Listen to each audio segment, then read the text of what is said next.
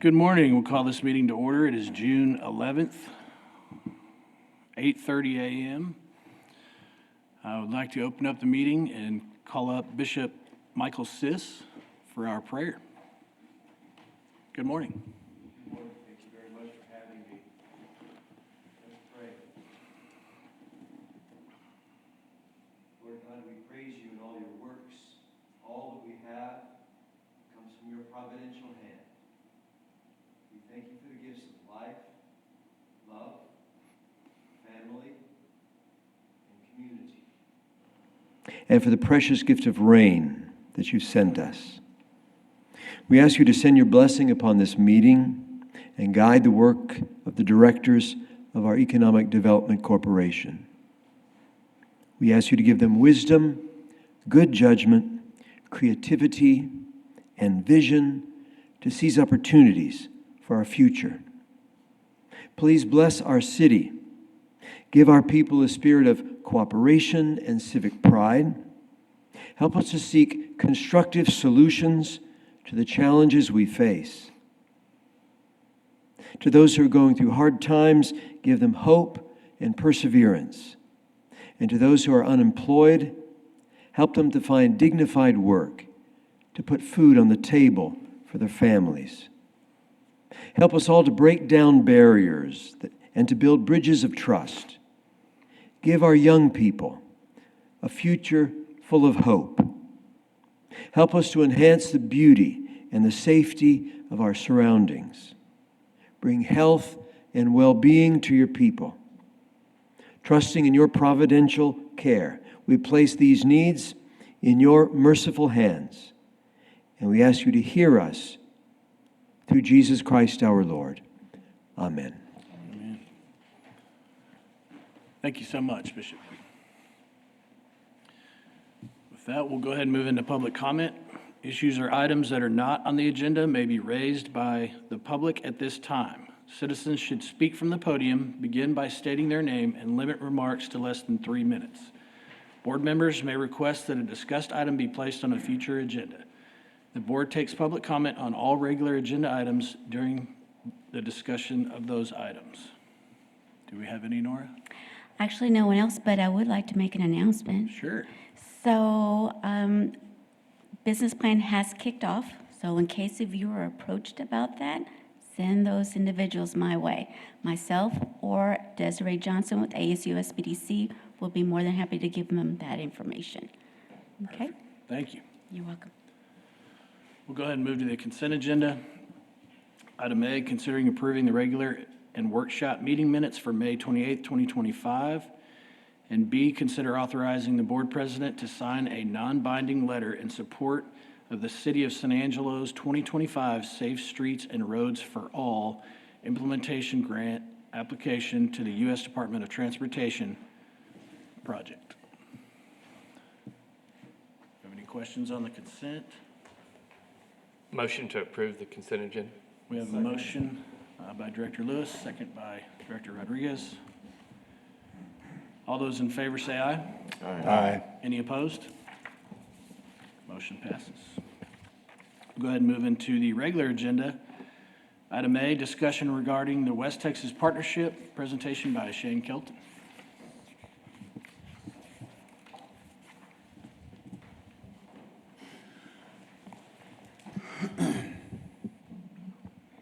Matt's early. I had to bring my coffee, hadn't I? Still working on it. Thank y'all. Just kind of start off with, I guess, a brief history. I'm not real sure y'all's familiarity with everything, and so tell you as much as I know. This started, the West Texas Water Partnership started back in 2010, Michael-ish, somewhere kind of back in that time frame. So with Harold and Alvin. Alvin New and Harold Dominguez. Yeah. So it was quite a ways back. The actual beginnings of it, and of course, it was a partnership between Midland, Abilene, and San Angelo to look out and try to source long-term water for the region, for our communities. in the region, thinking that the synergy of all three groups would do better than an individual city or municipality going out and trying to find the source, especially with the costs of sourcing water, not only one, just to find it, but then two, to purchase it and/or figure out how to acquire it. And then once you do that, get it to the communities for its available use. And so with that, we took off on it was about a 10-year trek, searching the countryside, looking at all sorts of different, whether it was aquifers or it was maybe looking at brackish water supply sources, looking at even building of lakes, those type of things. They looked at all kinds of different things as a part of this partnership, trying to find long-term water solutions for the city. And not only us, but again, for the region itself, for this West Texas region. So after that culmination, they had looked at the Edwards Trinity, which in the Fort Stockton Holdings water.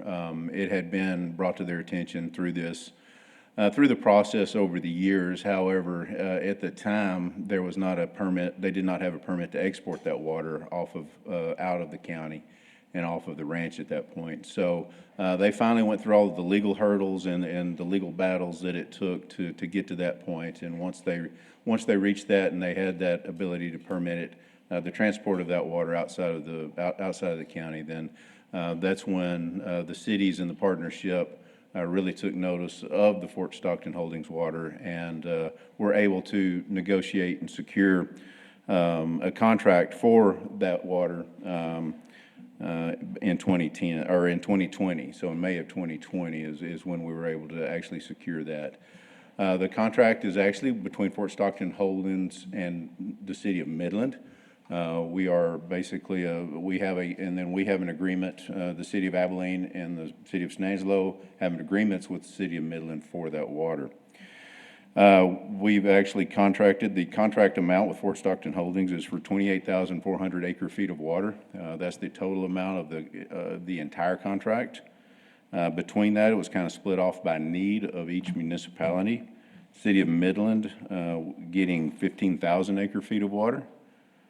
City of Abilene getting 8,400 acre feet of water, and then the city of San Angelo at 5,000 acre feet of water.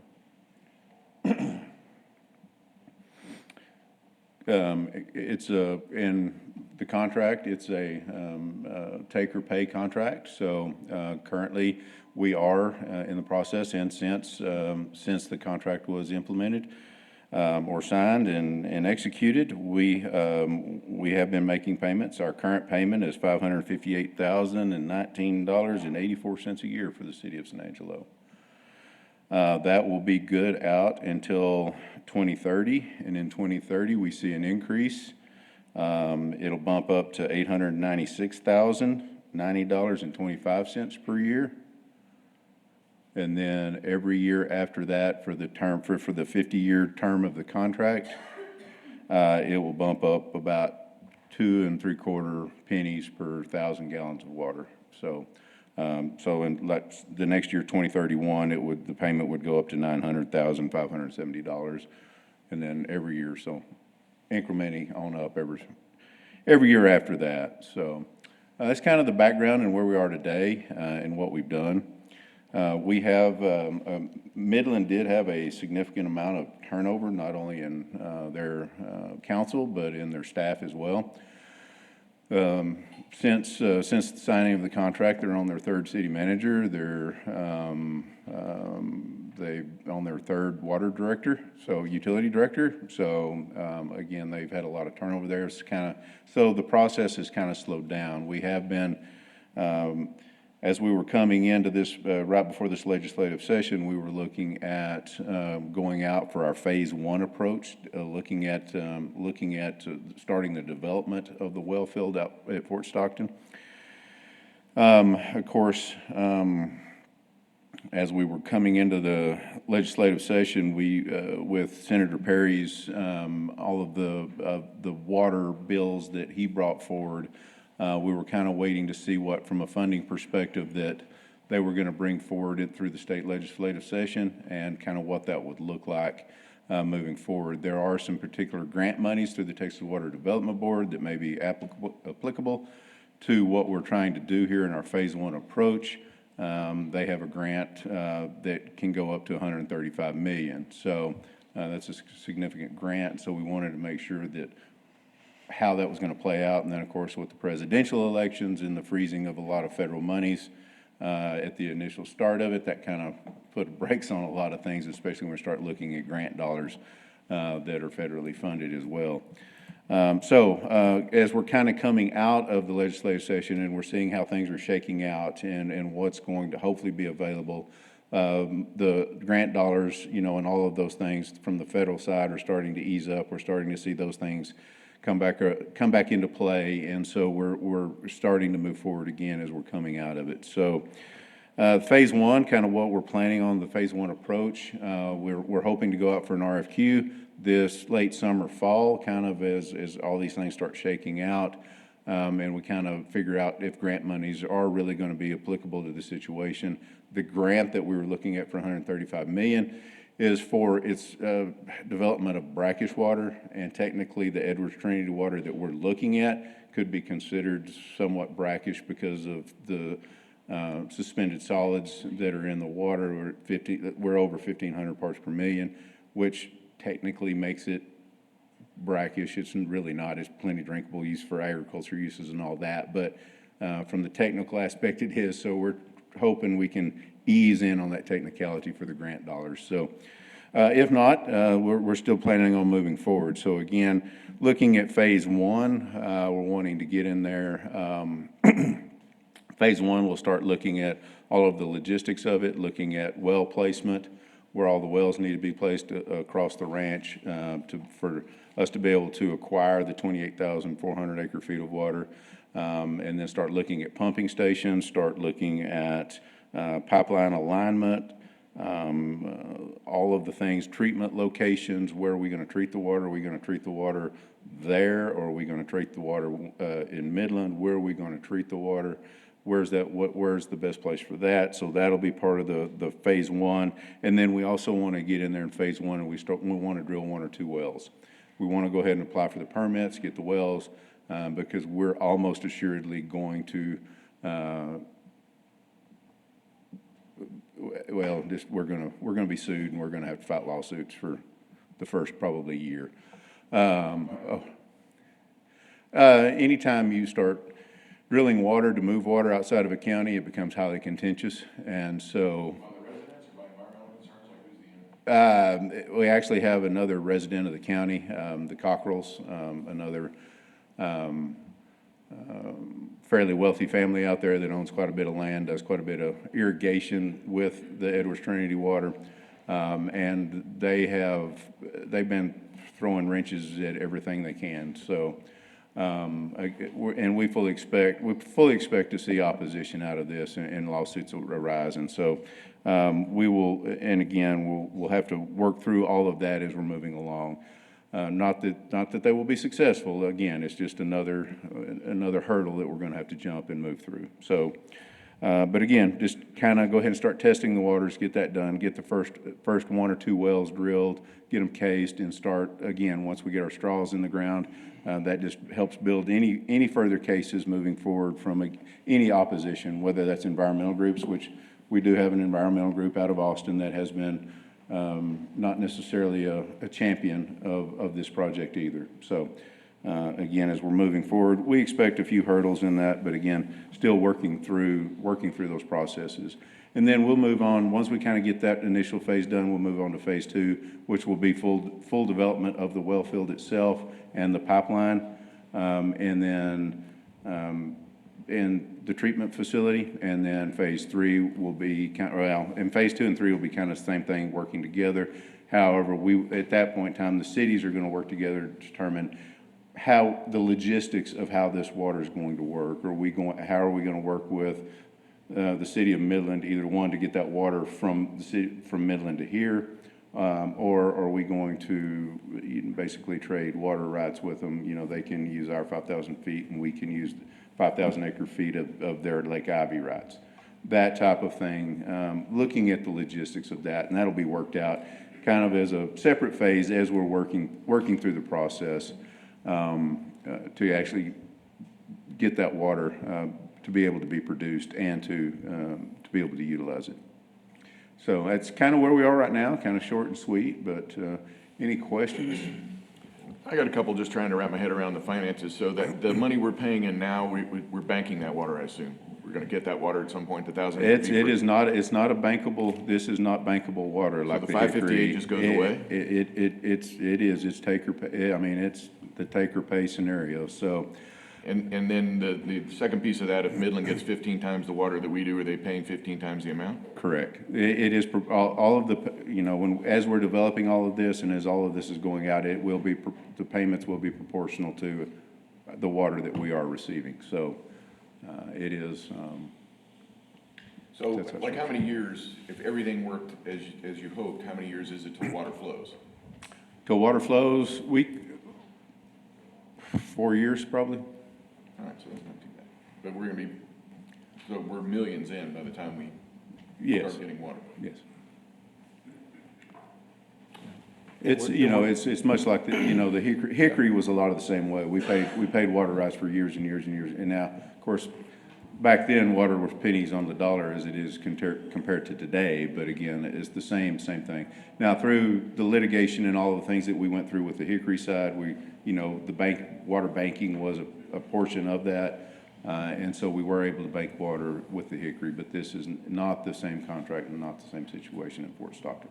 So who are we paying this to? The Fort Stockton Water Holdings? Yes, Like a private entity that owns these water rights? Yes, yeah. The money is currently being placed in escrow in case something does happen to the export permit, in case there is something that happens through legislation or something that happens through litigation or any other things, anything that could jeopardize this contract or our contract with Fort Stockton Holdings and our ability to draw water out of that aquifer there. That water is being held in escrow and will be returned to us minus legal fees and some other things like that. But until we start actually taking water and we actually start pumping water to the cities, that money is being held in escrow until then. So how big, just trivial stuff, how big's the footprint of the surface out there that we own the water right, or how big, is it one ranch, multiple owners? It is one ranch, Okay. and I do not know the acreage of the ranch, but it's large. Okay. Is there what's the relationship like with the surface owner on this that the water rights are? Now, it's owned by Fort Stockton Holdings and They the own the ranch. they own the surface? Yes, Okay. It's Clayton Williams family. Okay, yeah, So yeah, okay. Do you see anything in the legislation that Senator Perry was working on that was a wrench to any of this? not really. Of course, it was one of those things to try to see where Senator Perry's heading with his grand overall plan for state water and to see how that would affect this. Because if you look at some of the plans that he created, there's pipelines coming out of that West Texas region, bringing water back into the central or this portion, West Central Texas, and even up in towards the Panhandle. And so there's also, he's looking at also basically his concern is new water. I mean, he's really looking at salt water, whether that's desalination of ocean water, whether that's, brackish water coming out of far West Texas or New Mexico. He's looking even water out of Arkansas. He's even looked at water coming out of Arkansas. I mean, so there's lots of different things that he's been looking at to bring water into the state. And we want to make sure that, one of the things that we were concerned about is we don't want to do something that's just you don't want basically put our pipeline and their pipeline in the same ditch. We could use if we use the same pipeline type thing. So it's one of those things that, just kind of letting that unfold to see what's going on there. How much traction Senator Perry was going to get in this legislative session. He did get some traction in this legislative session. I don't think he got, excuse me, I don't think he got what he was looking for. Well, I know he didn't get what he was looking for, what he was asking for, but he did get some traction in there. So Again, I think his plan is going to continue moving forward, but nowhere near the pace that we need for our project to move forward. So I believe that we're going to go ahead and start moving forward, excuse me, even ahead of what any state water plan would look at, so. That's good. Appreciate the presentation. Jay, are there No problem. any more questions from anyone? I have a couple of questions. So the payments that we're making are going directly to the West Texas Water Partnership. Are there any costs associated with the partnership itself that we're participating in? Well, right now, the payments are actually going to Fort Stockton Holdings. That's what I meant. Yeah, I'm Fort sorry. Stockton Holdings, so- Fort Stockton Holdings, yes. And with that, they do have the use of those funds for any of their legal work, legal challenges, which there have been a few, again, with neighboring landowners, basically, and some other political folks. So they do have some expenses, minor, but we do get to, all of the city managers do get to review their expense reports that they send in, and basically, if we want to challenge any of those, we can. Okay. But they're minimal. They're for the most part, the expenses that they've been charging to that account are, again, they're quite minimal, so. But there are no costs really associated with the partnership itself at this point? No, but Just as we borne by get, Fort Stockton? as we get into this fall, late Yeah. summer, fall, and we start the RFQ process, then that's where the cities are going to have to actually start making, spending city dollars Yep. to get this project moving forward, so. Okay. Well, it's an exciting project. It's, Yeah. It really is. I mean, when we look at it, when we talk about long-term water in the city of San Angelo, but And it's important. it hasn't been that long that I was worried about near-term water. So, Yeah. so we're, again, in the last decade, we've placed the city of San Angelo in a lot better position than we've ever been in before. Just relying strictly on surface water now that we have the Hickory, and we're able to pump out of the Hickory and bring that water into town. Again, I breathe a lot easier at night, so, or sleep a lot better. So, it's one of those that, when you're completely, I mean, we've been down to 12 months twice in the last decade, so, of water. Yeah. So, and when you start having those type scenarios where you're trying to figure out how you're going to keep water flowing in our distribution systems to get to the homes, and we're talking about bringing water in on trains and things like that, and all kinds of different scenarios. Having these supplies and these things in place is just critical. Not only just for long-term water supply, but again, I think, out here in West Texas, near-term water supply becomes an issue from time to time, so. Yep. Shane, is the 500,000 that's going to escalate over the next years, is all of that funding coming from the allocation, the ballot of the asset sales tax, or is there any of this funding coming out of the water fund? Currently, right now, it is coming out of the ballot initiative, so. Are there any plans as the field development occurs that it would be, any might be bore by, the water fund, the water utility fund? As we start development of that, one well is gonna be a little over $1 million, so that's just to drill the hole in the ground, so encase it. So, yeah, it's gonna take a combination of funding as we get started moving forward. So, and especially when we start getting into the phase two, when we really start getting into that construction, right now, we have it projected at a little over $800 million for the entire project. If you go by Texas Water Development Board's numbers, it's a little over $1 billion. So, it's gonna be significant dollars as we get into the true development of this project, so. You mentioned that you anticipated that there could be litigation once wells are drilled. Is there any current pending litigation with the partnership? Not with the partnership itself. Fort Stockton Holdings, Middle Pecos Groundwater District, and the Cockrells, there's some litigation between all of those groups currently. Okay. Going on, but nothing with the partnership itself. Okay. How long has that litigation been going on? Some of it for quite some time, for 3 or 4 years now. Even 1 or 2 cases, even a little longer than that. And of course, it is moving up through the court system, so, again. Good old court system. How it works, so, yeah, so. Okay. Any other follow-up questions? Everybody good? Thank you, Shane. That's valuable information. Yeah, thank you, Shane. Appreciate the Thank you. transparency. Thank you.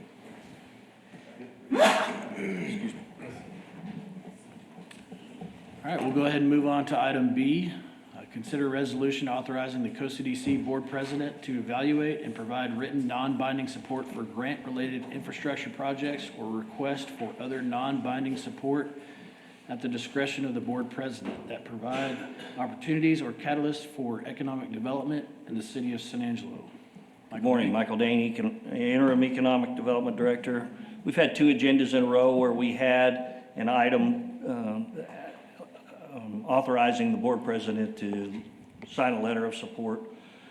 We think as long as that's non-binding, that's something, that's some authority we can delegate without any hassle, and rather than wait on the agenda, which occurs once a month, and clutter that agenda with the authorization, we think that it'd be suitable for the board to delegate that authority to the president.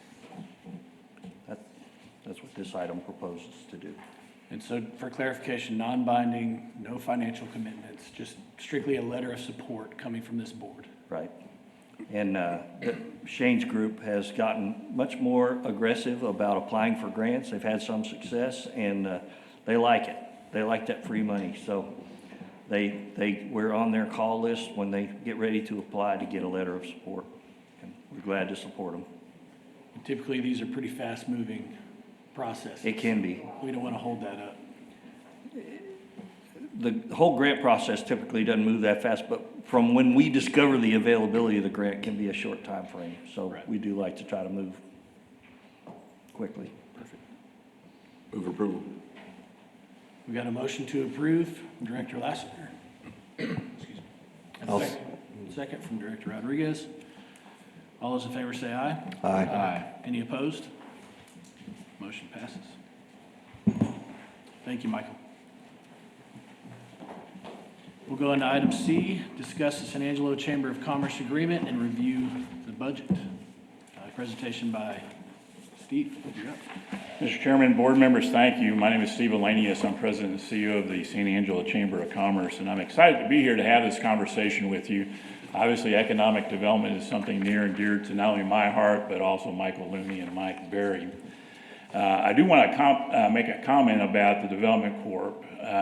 What you guys do is critical to this community's success. And a lot of the projects that you're going to see start and in many ways end with what you decide. And so you're important to what happens in this community. And really, if you start to look at the inflection point that we have and the momentum that's being built in this community, there's some really exciting things that are going to be happening, and you're going to be a big part of that. So I just want to affirm and encourage you in terms of what's going to be unfolding over the next 18, 24 months, that it's going to be exciting for San Angelo.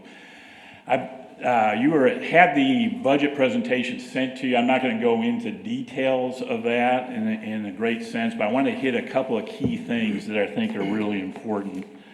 Number one, salaries.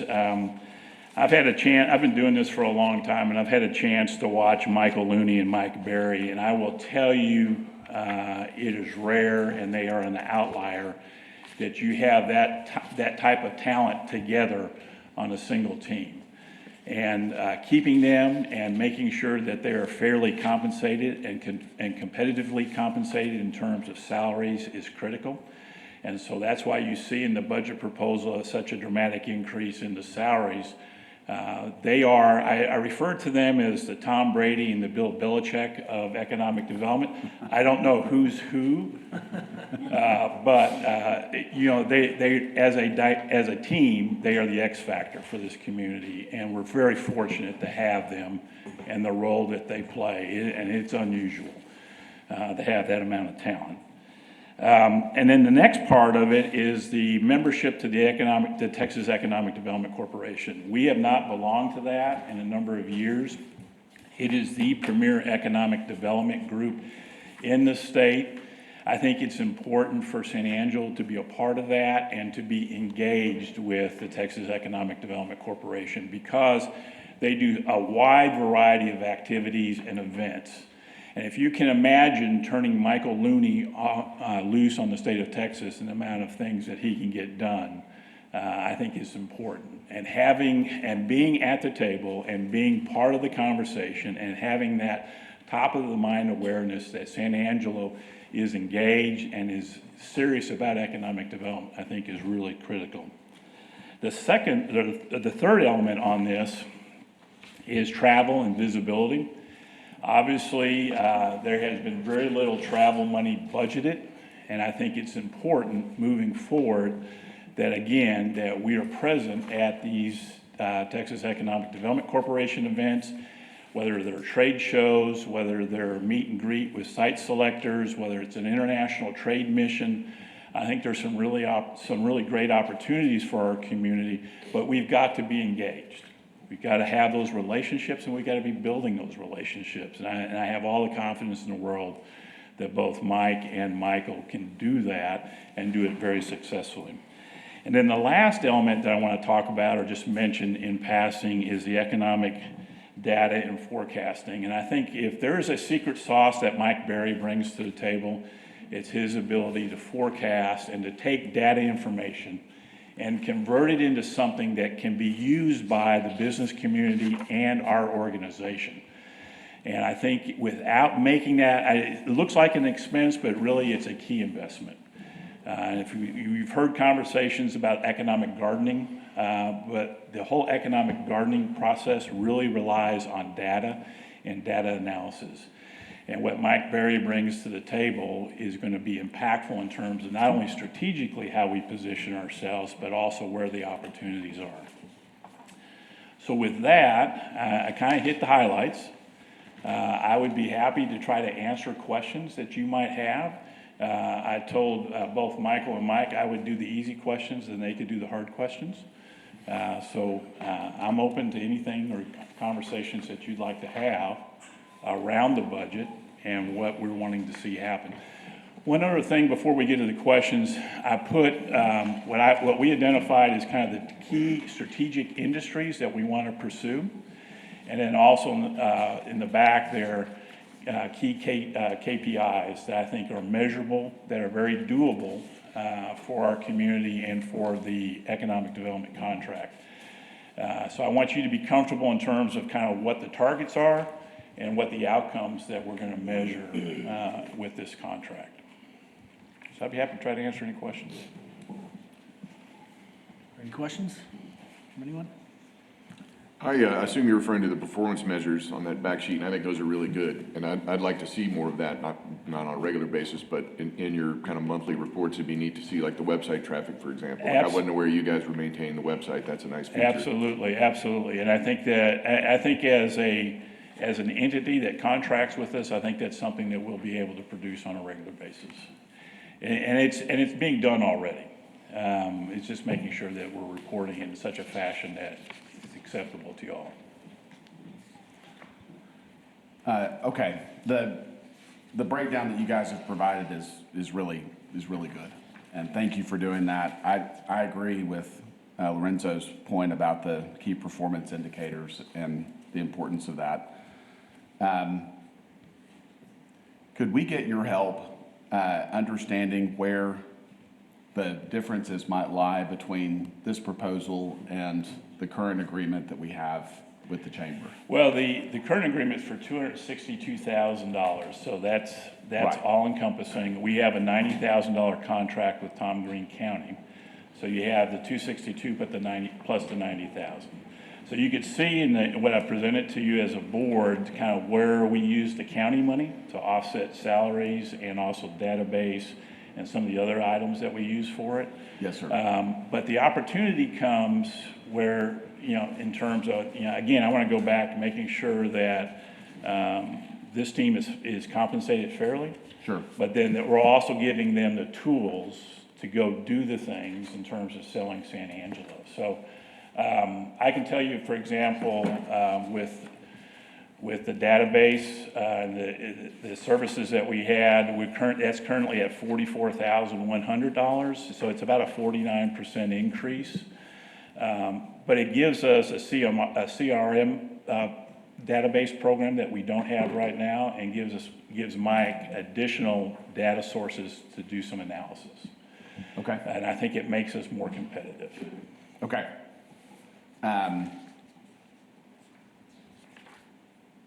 There's,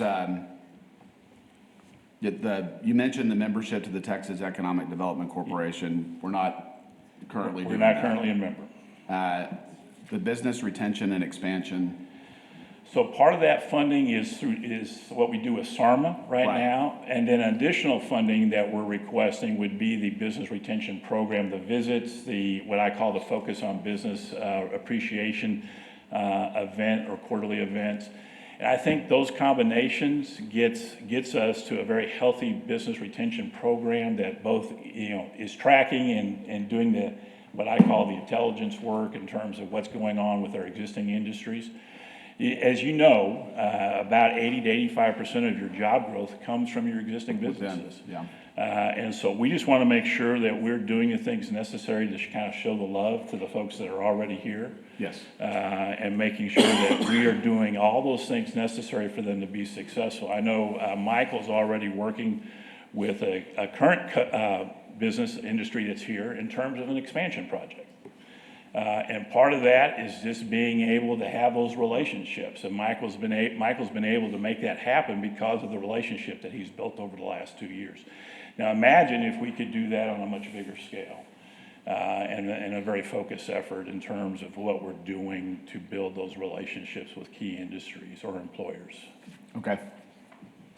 What does that membership cost, that annual cost? That's you're talking about the Texas Economic Development, $25,000. And they have different levels, but that's one that we felt like it was a good initial step into it to see how it would, how we could benefit from it and how we could work it to our advantage.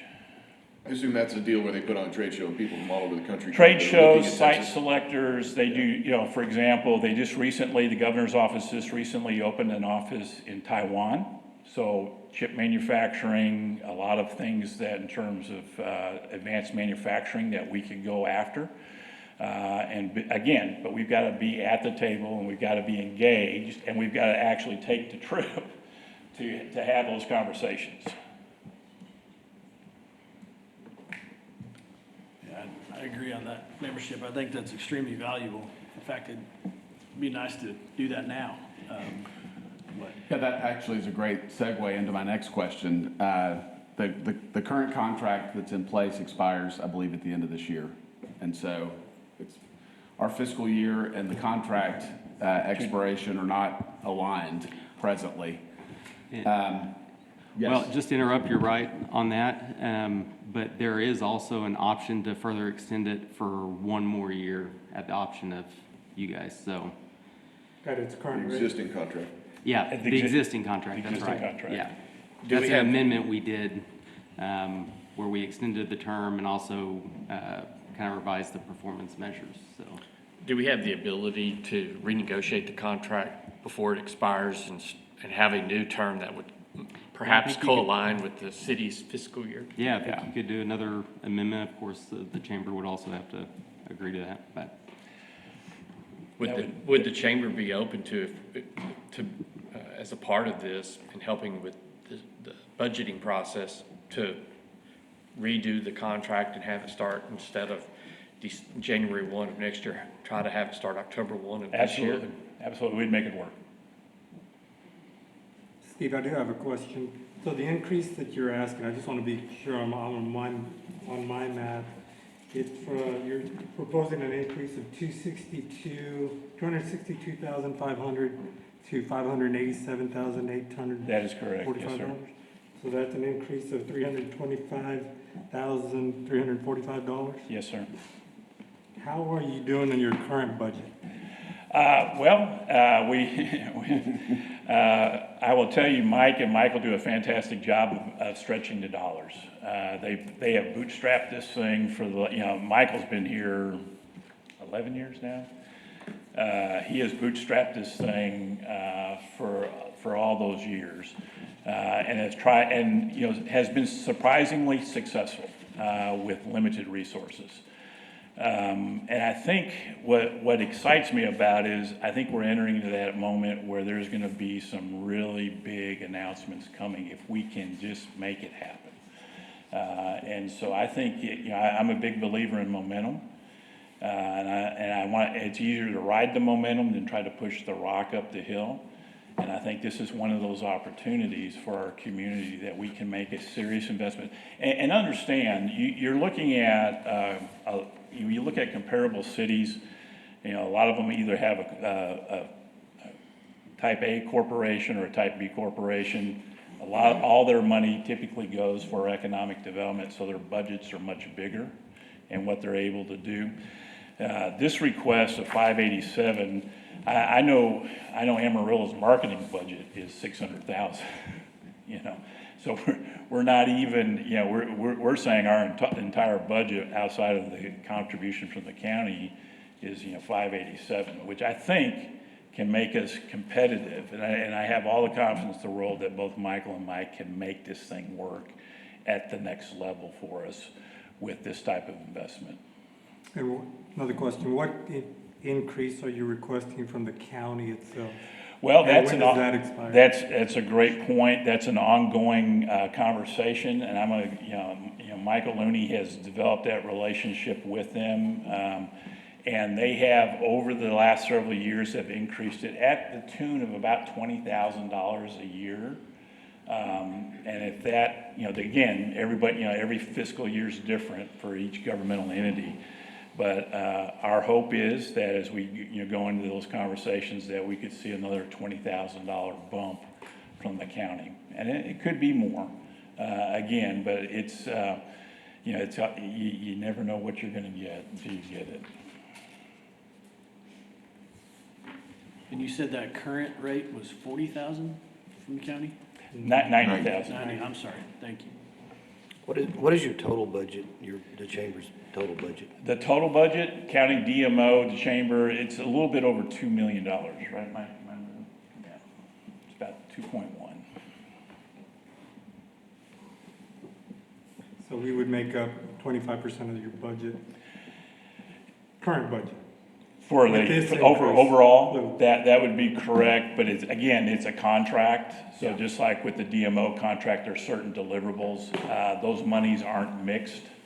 And it just, by law, we can't mix those monies. And so I will tell you, this organization's done a good job of making sure that those monies stay in the right lanes that they're supposed to be in, and it's not abused. So I feel very confident that whatever we do in terms of the dollar amount, we'll be able to deliver it and be able to account for it and show where it's spent and how it's spent.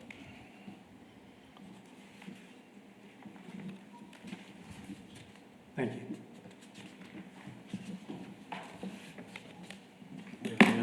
Any other further questions? So this is just a discussion item, so there'll be no action at this time. Steve, really appreciate the presentation. We may have follow-up questions at some point, but We're here. it's And loud. again, I just want to stress, very excited about the partnership.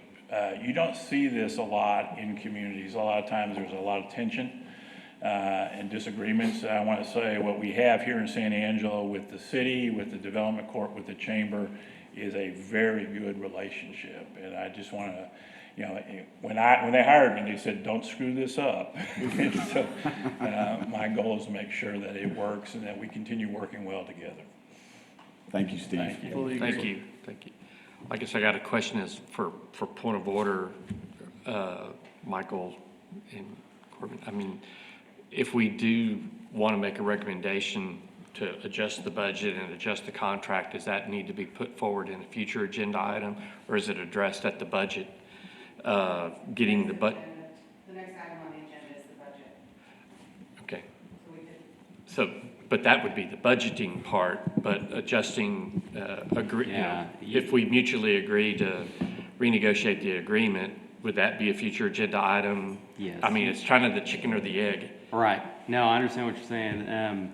But no, you couldn't take action today to amend or approve a new contract with the chamber for that amount. So how you do that in the budget, I guess we'll have to see what Tina has to say, but.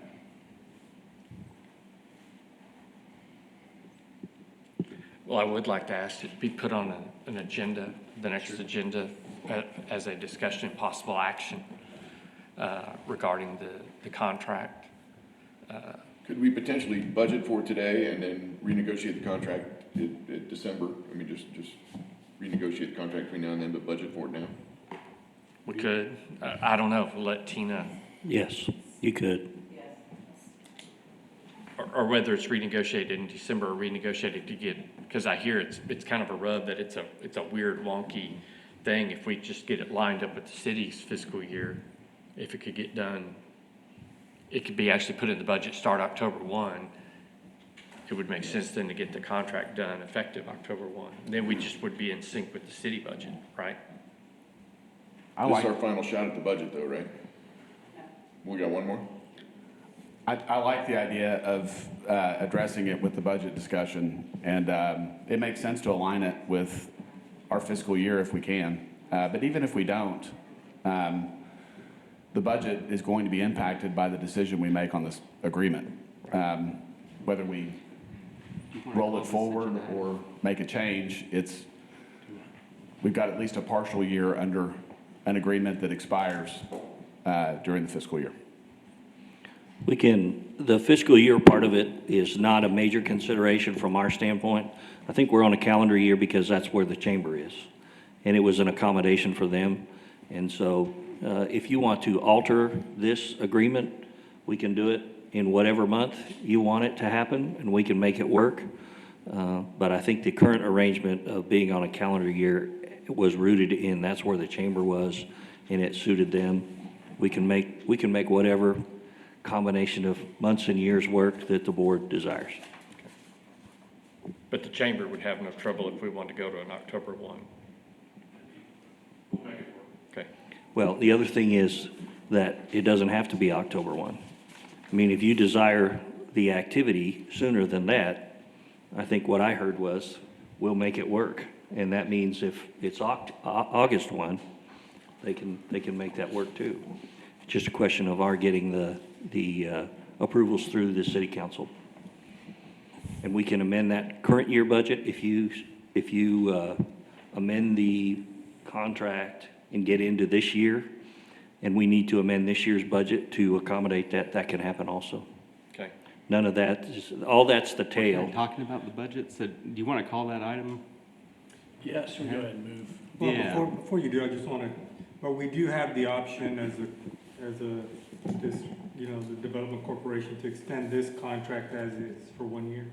That's right, yeah. Okay. And you can't extend it for 6 months, half the budget. If we're going to realign, I'm just asking for, edification purposes. So, I mean, I think you could exercise your option to extend it, and then within that extended term, if you wanted to revise the agreement, do another amendment, you could certainly do that. Okay. Thank you. So since this was a discussion item, we'll move into the budget, which will maybe allow us to have a little more in-depth conversation. So we'll go ahead and move to item B, presentation and possible action regarding a proposed fiscal year 2026 COCDC budget. Presentation by Tina. Thank you, Tina Diersky, Corporate Treasurer. This budget for the ballot side, just bringing back so that in case you had any questions after the last time you had the chance to look at it a couple weeks ago, nothing has changed for the ballot side at all on this slide. But so just like I said, in case you had any questions since the last meeting.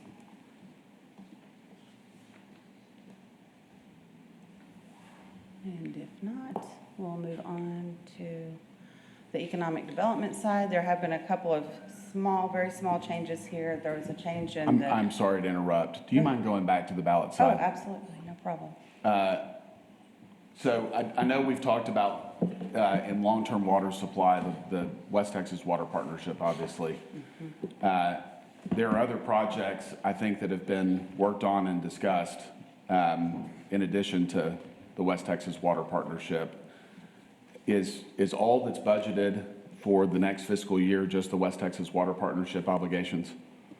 Yes, there's $200,000 there for West Texas Water Partnership itself, and then the other 558 is for the Fort Stockton water rights. Could I add to that answer? You can, oh, and the, The sorry, the debt answer is service. also no. That when you get to the bottom, future projects, there's $4.6 million available that could be budgeted for something else. Got it. Okay, So perfect. Thank you. But I also want to just say that there's also $2.9 million in the debt service portion that goes towards debt service on long-term water supply. Don't want to leave that out. So, Right. but in that one line, that's what's there, so Okay. Thank you. you're welcome. if at some point you want a presentation about what those challenges are that Shane faces from water supply and water transportation and delivery, treatment and delivery, that'd be a worthy topic, so that you would have that full perspective on the real, that's some real heavy lifting financially, and Right. that'd probably be a worthy topic at some I'd point. be interested at some point. I definitely. Yeah. Us to hear. So can we put that on the agenda for a future item, for the next one or one after? I think he's making the rounds and trying to get campaign contributions. Okay, so on the economic development side, there have been a couple of slight changes in the administrative line, change of about $2,000. We had IT cost projections come in, and so we adjusted that in line with those. The COSA DC staff line, there was a slight change we got in our TMRS rates, and so we adjusted that in accordance with that rate. And then in the city services line, we have a first rough draft of the indirect cost plan, and so we've put that in to that line, with causing an increase of almost $13.5 thousand. Other than that, there were no changes on this slide.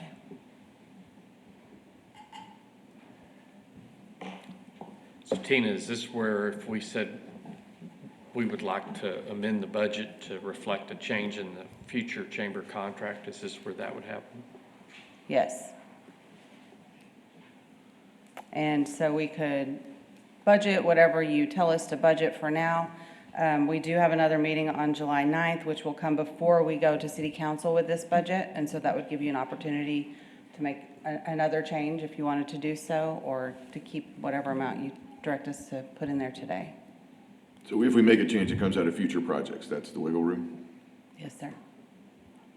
The other thing I'd like to discuss or maybe address as a board is the shared services agreement has the salaries for the development corporation included in that cost.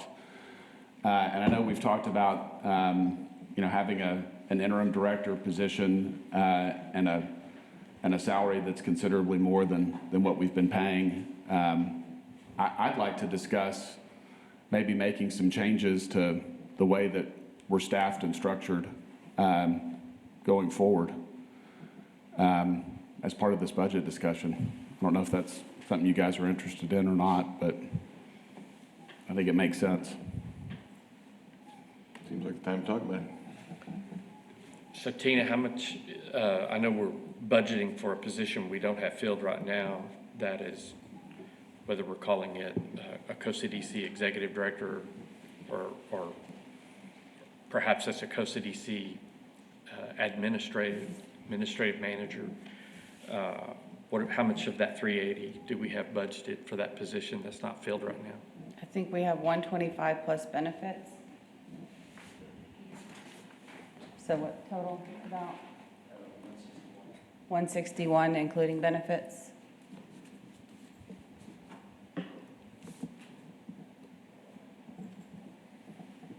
And like you said, right now we have 2 of 3 budgeted positions filled, and a small amount of that is going towards the interim economic development director for the current year budget. But if the city filled that position, then we wouldn't have the interim allocation to the city manager's office. That's correct. That would come down or Yes. go away. It would go away. So there are 3 FTEs approved, so it's just determining what you want to do with that third. Approved and budgeted, And yeah. budgeted. Mhm. But you've got it budgeted to be an executive director, not an administrator title. Because if I remember right, last time, we didn't have enough budgeted if you were going to call him an ED. For the size of what we are, we're not sure we really need an ED on the Costa DC side. And I think when we talked at the workshop, maybe it's more of a Costa DC administrative manager. It's, it's still, it's like $125,000 targeted salary. All that's true, and we may still try to title it as an executive director, but the real industry expertise associated with economic development, we discussed in the previous agenda item, that rests with our chamber personnel. And so if we try to hire somebody with that expertise, we're paying for expertise we're already paying for and getting. Yep. And so, and that raises the price. What the headhunter told us a couple of years ago was that that's $50,000 more than you have budgeted. And we just feel like that if we have this expertise, there's no need in paying for it twice. And if we can live lean and keep the money on the street where it pays returns, we felt like that was and that's as deep as it gets right there, is trying to keep things lean and keep the money where it pays returns. And so since we've got the expertise in the contract line, we really just need administrative horsepower in the staff line. Well, I would agree. I think that makes sense too. It makes sense that that line item, and I don't know if it needs adjustment, because I think to get the type of administrative staff you need, you may, looking at some of those other jobs around the state, that's easily $100,000 to $125,000 a year type of position as an administrator, right? That would put the job in an approximately equitable position with other lower level directors in the city. And it's probably a little low compared to other cities. We're facing the same thing that the chamber, that Steve just talked about, with comparison to other locations. And so it's probably reasonable. The unfinished, I guess, conversation is, do we try to lump that in the way it is now with an ACM sharing that duty? Or do we have a distinct person? There are benefits to both sides. With a separate person, you have more time and energy available to support your key staff, and that's a benefit. But somebody pointed out, having an ACM in the loop gives us a little more leverage sometimes. That's true also. And so I think I really don't think you can go wrong budgeting one way or another. I think we can, if we get down to time to make a change or time to do something, we can amend the budget and go from there. We can have those discussions. But the key is for you to have been thoughtful about how do we handle this and how do we respond. I think we're in a good place. Well, one thing, we kind of need to be proactive about it, because the city could just fill that position with or without our desire or approval, right? So I think we're a little bit better off to make our decision in advance and present it that way. Your input, I think, would have influence, but by, I think, contract and ordinance, that authority rests with Daniel. Apparently not the original contract, but a modified contract along the way. I think it's in the bylaws, isn't it? And Amended bylaws. So originally, Matt brought this up, the original Costa DC, we controlled the staffing, and no longer, that was taken away somewhere along the way. Well, originally, there was no staffing, so. Well, that simplifies things. Well, I think go ahead, Matt. Well, I think from a budget standpoint, you, at the 38970, you have more than an adequate amount of funds available to hire a third FTE should the right candidate come along. The situation we have today is very good in that we've got a great assistant city manager that's filling that role at a fraction of the cost. So we're a win-win. We just need to know that that may not always continue to work out at the city manager's office to assign you those duties, and the right candidate may come along that we could support and that city could support. But it's not to take away from, the other part is, I am all for adjusting the contract with the Chamber of Commerce as has been presented, because I think we've been way undercompensating the services that we need. But I also don't want to take away from, but we also need to be a good administrator on the administrative side of the house. This is a good time to go, if we're going to adjust, do we adjust one, adjust both? It's great we've got more than enough money budgeted on Costa DC staff that we're not utilizing, but we're under budgeting what we're doing on the marketing with the chamber. You do have some slack built in. If this current arrangement continues, you got approximately $140,000 worth of slack built into that line. And that can be reprogrammed, moved at some point to support activity in another line. Which line is that? The City 380. staff or Staff Costa salary. DC staff. That's where the three. Because of the unfilled position. Right. And one of the things that Steve pointed out is that TEDC membership is expensive, but it is beneficial. And that's why I would like for this staff to be able to participate in that activity also. And so if we move down that road, we'll probably be looking to either piggyback or share that membership or something.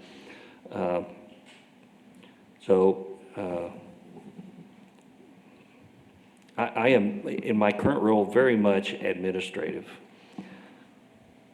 Nora puts the meetings together, and that is kind of an administrative role, but it's one we can't escape. We've got state rules that we need to follow, and she tries to keep us on the straight and narrow.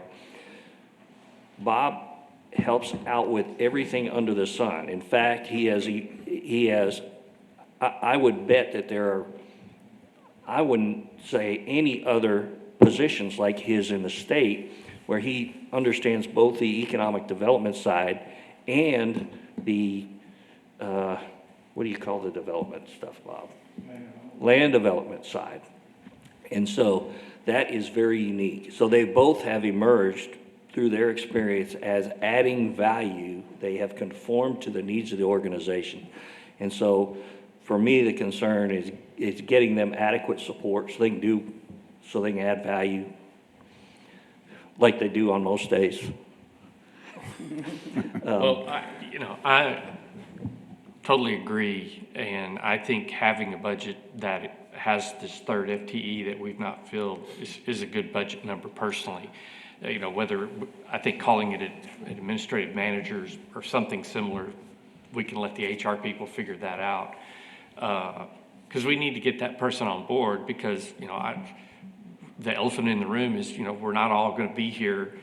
Some are going to retire or move on to the next career thing. And so it's really important we've got the funds budgeted and we have the willingness to hire and go out and hire the professionals we need to keep this running, not just next year, fiscal year, calendar year, whatever. I mean, we need to have a plan in place that this moves things along. I'm comfortable with the 380 number, even though I know that there's a chunk of an FTE that we haven't hired. But if we put it in the budget and then if we bark up the tree to the fourth floor and say, hey, we think we need to be looking and let's get this administrative position hired, because we're going to need it sooner rather than later. I'm not saying Michael's going anywhere. I'm just saying I think we need it sooner rather than later. But at the same time, I'm going to advocate, that we request the budget be adjusted. And I don't know if that needs to be an action item or a request or how that needs to work. I think if we hear from you, you want a line adjusted We can put it in there, and the action will occur next month. And if we don't hear that consensus, and you make a motion, for example, if we were in July now, and Matt, you said, I like the budget, move approval, with the exception that we take whatever, 325,000 out of future projects and add it to the chamber line. And that motion passed, then that's what it would move forward. So I think, again, like when we talked about from a staff perspective, we're trying to accommodate where the board sees value. So the only concern I have about the staff amount budgeted is that the position that we've budgeted for is probably not a position that we want to fill anymore. Because as we've discussed and acknowledged, the chamber's responsibilities, their agreement is going to carry some of the load that position normally would have carried. So could we get help with like a new, what that position, if it's more administrative based? We think that this is at that level. In other words, in order to be a true economic development executive director, we think this number would have to go up by 50,000 plus benefits. And I don't want to do that. That's what I'm So saying. when we talk about an administrative type manager, we think that what's in there is So this probably number has appropriate. that in there. Have you done like a salary study to determine what it would take to fill that position with I'm not, like, part of the problem, I think, is that we don't understand what the description of the job looks like. We know that it's different than what has been budgeted and planned up to this point, but what are the responsibilities of this more administrative position, and what are the salary ranges of that similar position in comparable markets? That's, personally, that's what I'd like to see. And if it's 80,000, great. If it's 200,000, we know. But I feel like we kind of need to know what it's going to take if we're going to make a staff change at some point, we got to know what that looks like and have the money budgeted so that when we go out to fill that position, we've got the amount that we need for it. I think what we're saying is based on internal equity issues, it's there. This is what you need. Okay. And that being said, the budget is always amendable. And so I think what Michael's saying is this is a good placeholder for this position, and in line with other lower level directors, as he mentioned before, this is what we would budget. But if you had something come back to you where you wanted to make that change, it's just an approval of a budget amendment, so. So my question is, along those lines, then what is the communication with Daniel as far as what he's looking for in the job that he's looking to fill? If he thinks he's looking for a director, but we think we need an administrative person and we budgeted more for that, where's the communication line between us and him to give him direction that he may not even want direction from us to hire what we want instead of what he thinks he's looking for? Okay, we're saying that the administrative position is a lower level director. Okay. So. Does he know, I mean, is he? Yes, he is on the board same with page it, as- absolutely. Okay. And that was one of our key conversations, was when the headhunter told us, you're gonna have to pay $175,000. We said, we just had a kind of a reaction to that, because we got the chamber that has all that expertise. Why do we have to go to the market for something we've already got? Okay. And so that conversation it resonated with both of us that it's just, what we really need is somebody to handle the administrative stuff, to support the staff, to support the experts by keeping this organization moving, keeping the contracts up to date. And so we said, wow, that's the amount we had for the previous executive director. The market says you gotta step up. We said, well, we think we think we're where we need to be, and we think that based on internal equity, that's where a lower level director ought to be Okay, well, that answers my question, because in previous discussions, it's almost like, no, he's over here doing what he's doing, and we're over here saying, we want to do something else. Very consistent. This last few minutes has been very consistent with our conversation. We feel like that expertise, we're paying for it in a chamber contract. This is administrative. And at this point, what he's saying is when the activity levels rise to a greater point, that's when we should think about making this change. And right now, I think he's thinking that probably through the rest of the calendar year, unless we see a dramatic increase in the projects that come from the chamber or the projects that come out of business plan and development projects, if the project level stays somewhat consistent with where it is, we're probably good through the holidays with what we got and take a fresh look at it in the new calendar year. I think that's kind of where he's thinking, but he is very much thinking about those activity levels. Okay, so I think the challenge that we have as a board is that the hiring authority has been given to somebody else. And so we have a position that's vacant. We don't want to fill it based on the role that has been defined for that position. Can we redefine that role as the administrative, can you help us define the roles and responsibilities and title of the vacant position that we have that you are currently serving as interim to fill? I think we want, as an organization, we want somebody we call director or executive director, even if they're just administrative. Okay, can you help us define that role and provide us with maybe just an outline of what the roles and responsibilities of that position would be, so that we can approve the change in that position and their responsibilities? Well, I think that authority lies with Daniel. So filling the position, I think the city services agreement says the city manager will staff in accordance with what he believes the needs are. So both the content of a job description and the fulfillment through hiring of that job description lies with the city manager. And so I would say, if there is something you desire as a board to get, or something you want to see me or my successor do, we should work that into the routine now. It doesn't take anything. Michael, we'd like to see you ride your bicycle every day to work. And which my doctor has said. Make a motion. I mean, they don't want to see it, but they want me to do it. I'm not trying to get mired in the mud, and I understand that Daniel has the hiring authority, and we're not talking about trying to change that in this meeting.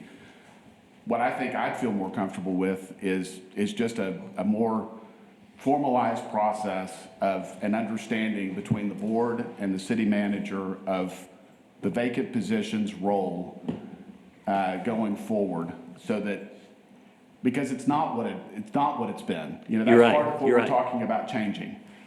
Well, how about this? Y'all are contemplating a change in the scope of services you receive from the chamber. I think it's absolutely appropriate to discuss that. In fact, Steve and I have had those discussions about we talked about data, the ability to analyze data and present it. What are the inputs necessary to facilitate that? So we've talked about those kind of things. If that moves forward, then why don't we take a look at what's left at that point? With the step up in the chamber activity, how does that reflect on what we're doing? I'm anticipating that we would have review of the chamber agreement and a new contract either teed up for the expiration of this term, or a new contract or an amended current contract in place within months. So with the completion of that, maybe we take a look at that time with what does that mean that the current staff expectations are? Does that? Well, let me just if I can get the ball rolling, I'd like to ask if we can budget the 587,845 for the chamber contract for 26. that would be presented to us at the budget meeting next month. Second. Quick question. How many year, was this a several year new contract that we'll be entering in with the chamber?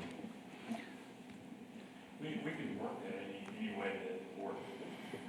I mean, I know we're amending our budget to reflect for whether that starts October or January 1, but I mean, is this a new contract that we're gonna be, Yes. it is, but how many year is it? Well, the original one was what, 1 year with 2 extensions, so fairly short term, but with the extensions built in. I think That it would is- make sense to have a longer contract, so let's give some runway here for everybody to operate. There are termination provisions in the contract, so if one party or the other gets unhappy, the likelihood of a straight termination is remote. More than likely, a contract change would result in an amended contract or the execution of a new contract on the heels of a terminated contract. So I think So that, if- as so a long as we've term- got that flexibility, So a term wouldn't really be as relevant if we have. I don't think so. Termination of Now, it was an issue 3 years ago, and my advice would be to consult with your city council member. Make sure that they are on board with what you're thinking, because ultimately, they'll have to ratify whatever decision you make. But that would be brought up, amending the contract can't be done now, that would be at a future agenda. We can budget for it now and finish But we that can, piece. so that's what I'm advocating for, is let's budget for it now, and let's ask that be put on the July agenda. And between now and July, we can kind of figure out, is that a 1 year, is it a rolling 1 year, is it a 2 year, how does that look? And like you said, let's talk and make sure. So do you want it for the full fiscal year or for the I would term ask- expiring? I would ask that we start it with the full fiscal year, starting October 1, and with the goal of getting a new agreement, whether we're you're amending the old one, but in reality, you're terminating the old one and you're coming up with a new one that would start October 1. And any of the new KPIs that are brought up, in other words, that's what I'm I think it makes sense advocating. to do a new agreement, because I think the chamber did present like a amended scope of services and stuff, so I would be in favor of. That's doing what a new I would like, agreement. and that would give us a month to, if we've got any things to hash out, that gives the chamber time, everybody time and opportunity to work up what it might look like. But that's what I would advocate for. Right now, I'd suggest a 1-year contract with a 1-year extension based on input. That'd be a good starting point. And we will work on agenda items with an effective start date of 10/1.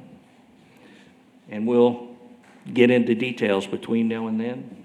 And if that's what this board would like, we'll try to work that out. I think with a start date of 10/1, that gives us plenty of time to go to city council and get that ratified. Okay. And Matt, Yes. what budget number are you looking at?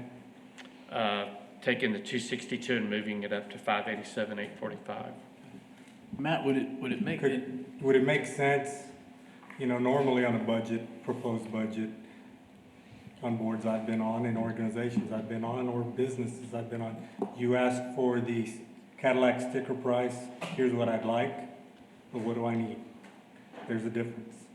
So, I understand, it's such a huge jump. We're talking about a budget with Costa DC, $140,000, about regarding an executive director who's gonna be an administrator and willing to jump more than double a budget for the chamber. And I'm not saying that they're not doing a good job, I would just like to look at it to see what is needed versus what they would want. What's been So- requested? I haven't said much, but I'll echo that. I guess based on the timeline, you're saying because we moved these meetings up to now the second Wednesday of the month as opposed to the fourth. So our timeline to get a budget sent to council, we now have a little more time. That's right. So What's the time frame for getting it to the council? Y'all's next meeting is July 9th, correct? And we will take enterprise funds to city council on July 15th. So you're asking us to approve the budget for the October 1st fiscal year start? You can July do that at the Monday. next meeting if you're Next not ready meeting. to do it today. You know, another Good with question that? I have is, and maybe I just don't understand the dynamics between the county, the city, and the chamber. You know, we're hoping for a $20,000 raise there, but coming and asking the city, the Costa BC for $325,000. I just don't see the disconnect, and maybe there's just something that's proportional to what the county receives. But, you know, rising waters raises all boats. Why is the county not contributing more than, you know, anticipated or hoped $20,000 from 90 to 110? Maybe there's a good reason for it. I just don't know what that reason is today. I think, in my opinion, the simple answer is we're the Economic Development Corporation. I understand. And they're running the business of the county. And, you know, it's not an argument. I'm just saying, in my simple mind, that's what we do. So, And the other key element or difference is the county has one general revenue fund. Come on up, Steve. The county has one general revenue fund that so all the money they have comes out of one source, where this is a development corp where it's the asset sales tax. So it's a different dedicated fund. And you know, with any governmental entity, it's a challenge, you know, in terms of the ask, right? Because you know, especially with something like the county, I don't want to say we're taking money from some other place, but many times that's what's happening. Okay. Thank you. I'm kind of like you, Carlos. I mean, the county gets the benefits of all, and we get benefits of just what's in city limits. And so I'm kind of going down that same path. And then back to Travis's point, as far as we're essentially talking about a reorg here within the staffing. And so there's a lot to digest that I think we could digest in 30 days and potentially approve the chamber contract and amend, have the budget be the very next line item and do it all at once at the next meeting instead of jumping the gun. I'm not opposed to what you're saying. I'm not opposed to the dollar amount of the contract. I feel like there's I'm just several- trying to figure out the chicken or the Sure, egg, how we sure. get there. There's just Yeah. so many variables I think that this board needs to digest before we make any drastic. Well, and I've been, you know, and I hear what Carlos is saying. It is a huge jump. I think what's missing is the chamber's been doing this work, and it's been, you know, the chamber membership has been subsidizing the work of the Economic Development Corporation, and we haven't been paying our fair share on that. And I think it's glaring how much we should be paying. Sure. To do the work of economic development. And I'm just saying it's time for us, and we should do that as well as, you know, we're budgeting for a position we haven't had filled in a couple of years. That money not spent still flows back into the future use, but it's just, I want to call it what it is and say it's time for us to step up to the lick log and pay what we're supposed to pay. And it'd be great if we could get the county to do more, but since we don't have that voting authority in here to advocate for them, I'd love for them to double what they're doing, you know. But we can't make that happen in this room unless you want to go talk to your elected official and advocate for that. But that's what this fund is for economic development. And so, I would just kind of say, like, based on the current track record, the things we've talked about in the meetings over the year to date, the exciting things that are happening, like we really got some momentum. And like, I think this is the time to kind of seize that. And I like the point Michael made. I think making this kind of jump, whatever kind of jump we make, we're obviously going to make a jump, whether it's the whole jump or a variation of that. But I would think it would preclude filling that unfilled position. In other words, I think we're outsourcing more of the administrative side to them. In other words, the scope of work is larger here. In turn, our demand should be higher for accountability. So, I think we're kind of restructuring a little bit, you know, the way the whole thing will work. And Yep. I mean, I love the direction it's going. I mean, everybody around this table, on the other end of this table, is, I think, doing an exceptional job. And like that unfilled position seems like it should stay unfilled, particularly if we do something like this. That's kind of what I was saying. Essentially, it's a reorg. So if we decide to fill a position, does that reduce what we're needing from our you know, I guess what I think about is the time to fill the position is whenever you're not in a crisis, or a situation, you know, I don't know how long, some of our employees are gonna work before they retire.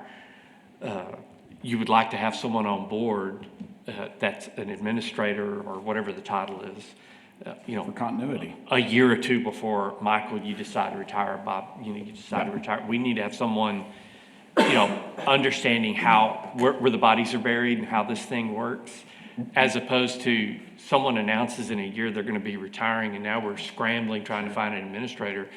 I think it makes sense to go ahead and be looking for that type of person. It may take a year to find them. And just, we need a good, strong bench. And yes, an empty position saves us money, but we're gonna be out needing to fill that bench someday. Y'all aren't planning to work forever. I don't think any of us are, right? Well, I think the key for anybody that succeeded me would be to have 2 years and listen to what the current staff says. That generally keeps me out of trouble. Sometimes they bait me with things, but generally with their experience, they've got pretty good advice, and so I think we'd be pretty good. Well, looks like it's on an agenda for July 9th to hash it out. I was gonna say, are you opposed to kind of tabling this? Well, essentially, yeah, and- I'm fine. It's gonna come up and then we'll make a motion to whatever we can come up with. So what's it gonna take for us to reach a resolution? What additional information do you think we need to gather between now and then to hash this out and come to an agreement? Do we have everything we need?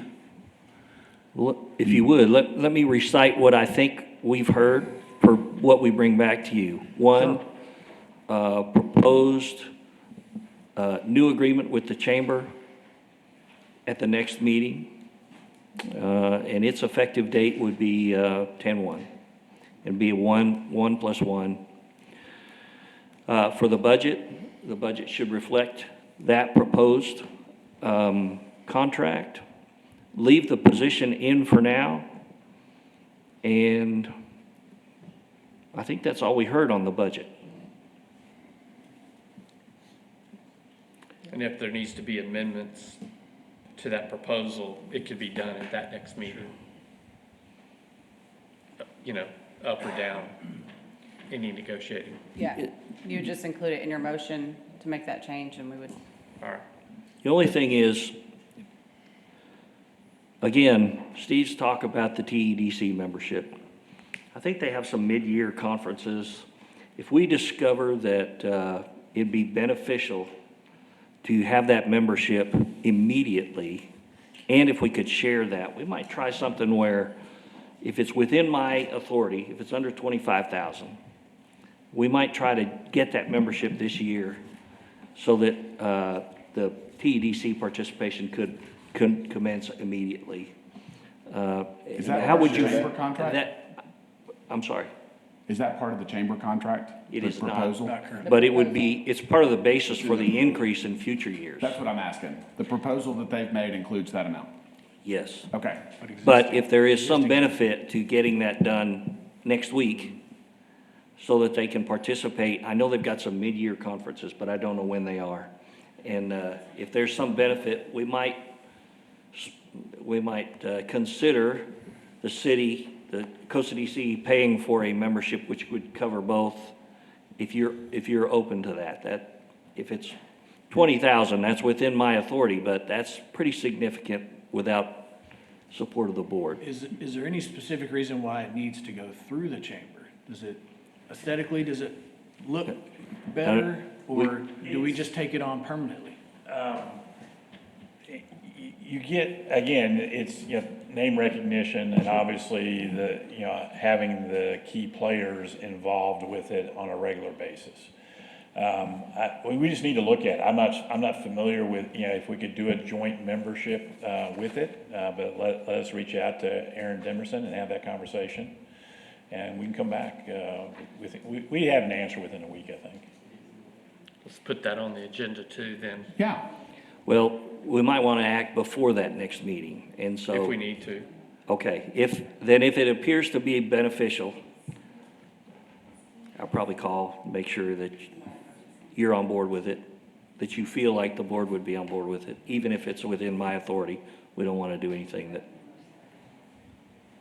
I mean, I like the idea. I do also like the idea of some staff representation there as well. So however we can jointly do that would be ideal, if it's possible. Maybe there's a higher package we can, Or two lower packages. right. If I could, Steve, on that membership, would that be is that a membership that's going to say the San Angelo Chamber of Commerce, or is that just going to say San Angelo? Again, Bob, that's a conversation we need to have with Aaron Demerson, how we could structure that. I'm sure they're open to that conversation, so we just need to have it. I've never done it that way before, but let's have that conversation. So typically, you think it's typically the chamber, or Well, it's it's typically the typically, development so it'd be corporation? like the Amarillo Economic Development Corporation, that, and that's the entity that actually does economic I mean, development. technically, y'all are contracting for the Yeah. development corporation, Yeah. so no matter what you call it, it really is a development corporation membership. Yeah. Yeah. So, So, we'll work it, see, if there's an easy answer, we'll try to make it happen. If it's not easy or difficult or doesn't yield benefit, then we'll let it lie. so for clarification for this agenda item, we're gonna put a placeholder to increase that marketing Chamber of Commerce line to bring back. In line with whatever the agreement says. And negotiate a new agreement. Yeah, I don't think you're taking action today. I think we've got direction on what Right. we need to do. We're Right. gonna bring back an action item that will reflect a new chamber agreement with that 10-1 start date at whatever we can negotiate in between then. Okay, so we need to table the approval of the budget. We can do that, yes. I make a motion to table the approval of the budget to next meeting. So we've got a motion from Director Shridling, second from Dr. Rodriguez to table this item. Dr. Rodriguez. I'm sorry, what did I say? I'm not doctor, but I'm sorry, Director. Director. You could be. You're a doctor of many JD. things, just not a PhD, right? Sorry, JD. So we have a motion, we have a second to go ahead and table this item and bring back to this board with some of those adjustments on there. All those in favor say aye. Aye. Any opposed? All right, we'll go ahead and table that. And also with that, Michael, can we also bring back what a structure would look like? What that- Staff? Staff, correct. Well, if you approve this budget, the structure is what it is. Okay. And I think that's a good place. If we get it, if Michael starts bringing us project after project and we need the money, we'll scrounge and we'll pull it out of there. Because what I But- also don't want to lose sight of is we have existing staff. And so if the structure changes some and puts a little more responsibilities on staff, we need to, Well, there's Compensate. really not a change in the administrative part of it. The chamber will have a greater accountability reporting mechanism, and so they'll probably have a little more prominent role on the agenda. But as far as keeping the meetings going, following up with contract development and terms in those contracts, or that it'll have little effect on the current staff. okay, thank you. Michael, and this may go to you or Brandon, just looking at the old contract with the chamber, coming back to that, we allot 262,000, but it's not a line item as the proposed budget, correct? So they can use 262,000 as the chamber sees fit, correct? I think our Well, contract within the is scope not. of the contract, I mean, it has to be used for, Right, I mean, that's right, The defined scope. as the defined schedule, correct, yeah, but right. how the dollars are spent within the defined schedule is It's at their at discretion. their discretion. That is what I think is leading to a great question. Well, because the proposed budget has more of a line item issue, the 500 and, what is that right now? 87. 587,000, it's broken down in their proposed budget. Would you like to specify that the contract include the allocation of those monies consistent with the proposal you've seen? Well, I'd like to see where the money's going, for example, I don't want to micromanage, I just want to know for education purposes. You have staffing, they have proposed staffing for $121,220. I'd like to look at what their current staffing payroll is and where those dollars are going, because it seems to be, because we can, based on this last contract, just give them allocate more money to the chamber, and within their defined scope, allocate that money as where they see the necessity is. I think if I were a board member, I would ask for a line-by-line comparison of what are you currently doing? That would work too, yes. And what do you propose to do? And what is, based on the current allocation, how is your budget holding up? And then let's see what the new one looks like, and there's going to be differences in those lines. What's driving those differences, and what can we expect to see as an impact to the services? Correct, and I'm not saying that they're not doing a good job, I'm not saying that they've not been effective. I just, as fiduciaries for this tax dollar, I'd like to know where the dollars are going and where the increases are gonna be allocated to. Does that sound doable? I would agree. I think that would, to your question, I think that would answer all of the existing questions I have. So, good. Sorry. No, that's great. We'll ask the chamber to be prepared to present that at that next meeting, and we'll try to do our part in case the board is ready to move forward with an approval at the next meeting. Thank you. We have to be ready to move forward. But you're talking about the contract. I'm sorry, You're talking about the contract. I the mean, we gotta contract finish and the budget. Yeah, Yeah, we kind of need to finish those. sure. Thank you. Appreciate that clarification. We'll go ahead and move on to the next item. Consider approving resolution authorizing the termination of an economic development performance agreement by and between the City of San Angelo Development Corporation and Ethicon, Inc., dated July 1st, 2019, authorizing the board president to execute all related documents and recommending ratification by City Council. Presentation, Bob. Well, everybody so far today has been talking about spending money. I'm going to try to give y'all some money back. How's that? Great. Good plan. In 2019, Costa DC entered into an agreement with Ethicon. It was basically for 3 phases of capital investment. It also included some job creation. And Ethicon performed all 3 phases according to their requirements. Unfortunately, the state stepped in 2024 and said that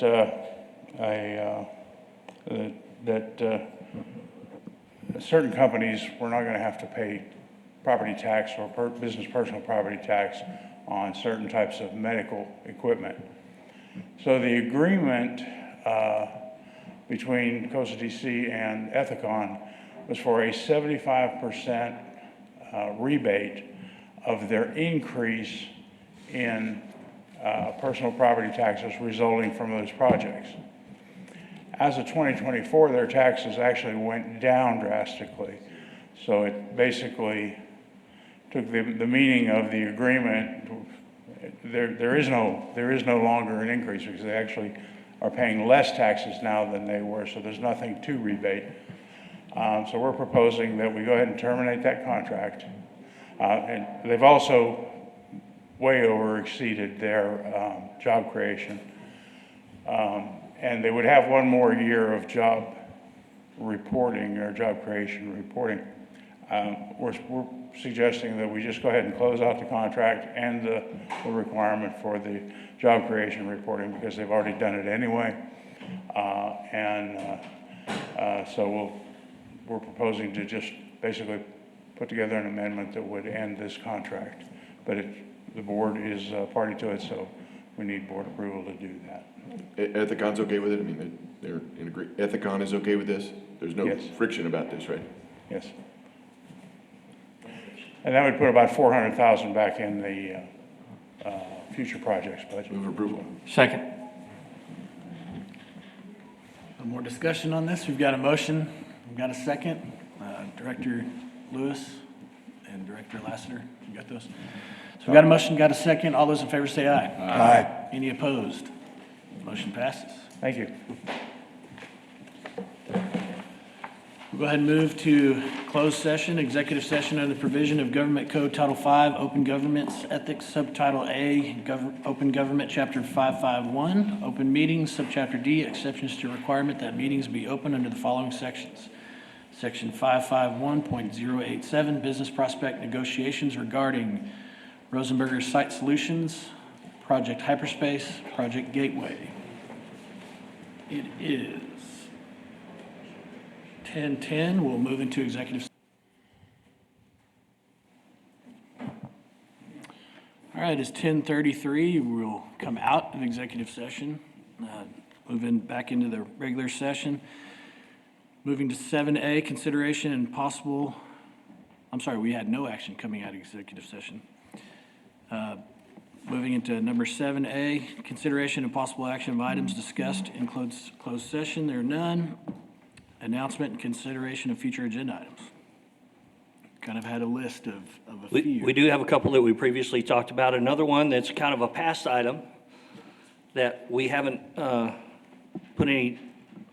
any open meeting time on is the Brett policy. We had that teed up for the work session, and the work session was just jam-packed. So I'm anticipating we'll put that on a future agenda. And I would think that maybe we follow the chamber agreement with tailoring the Brett policy accordingly. Those two should be related. That might be a little bit getting the cart before the horse, but we should put into, if we're going to move the chamber contract along quickly, then we should put into that what we would want to do in the policy. Technically, we should do the policy first, but with the idea that we want to get that chamber contract put together so that we have the basis for a budget proposal, I can understand. I'm not worried about that at all. But we do need to bring that one back because we didn't get to it in the work session.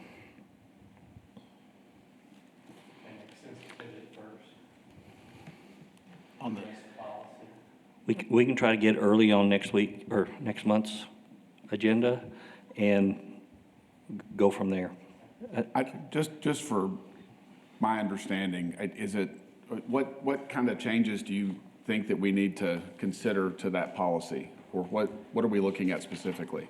Staff doesn't have any. What we brought was, we had a previous staff member's name in the policy, and we needed to change that to something else. Okay. But we had a board member. Structure-wise, we don't really need to make any big changes. No, we had a board member say, hey, I'd like to talk about that during our work session, and we just tried to conquer the whole world in a work session in half a day, and we just didn't have time. So we'd like to bring it back so that it can see the light of day in case there's something you want to see. Also, before you leave that, I would like maybe the chamber to offer their input or advice on any changes if we're going to take it up. Also, I'm not sure what bearing this might have on our future agenda, so I'll just say it, and then we can talk about what that impact that might have on future agenda. The city council is working through their budget process, and they have part of the first step for them is a strategic planning meeting. They're going to have that strategic planning meeting, I think, next week. Is that right, Tina? And there will be I'm not sure what the agenda is yet, but there will be a COSA DC half-hour segment set aside. And I would really like to tee up, they're going to ask, what are our priorities, what do we need? The number one's going to be the renewal of the chamber contract. Mm-hmm. And so if you hear me talking about that before our next meeting, it's because I'm trying to pave the way for what it appears to be an ultimate approval of something similar to what we saw today. So I want that council to be aware that we're going to bring you a contract renewal, and we're going to need your support. And I want to stir that pot, get them thinking about it, get them talking about it. And I need that from y'all also. Talk to your individual council member, tell them what you're thinking and what your priorities are, and that will help smooth the way. That's what Tom pointed out to me. He said, make sure, remind them that once it comes to us, it's up or down. We can't adjust it. And so he said, we need that to come to us in a way that we can all get on board, or enough of us can get on board with it to pass it. Sure. So, but I don't think that changes what we do. I think we move ahead the way we've planned, and I'll try to have my conversation with Steve so that if I am on the agenda next week, I've got enough to talk about to say, this is what we need, this is what we're planning, and this is what we need you to do, council. So we'll have the Brett policy, the chamber contract, the budget on future agenda items. That's what I have down. Okay. Were there any other items? Anything else? There was you talked about the water, there was something on the water side that we were, Water supply, water treatment. I think we could have an overview from Shane on that.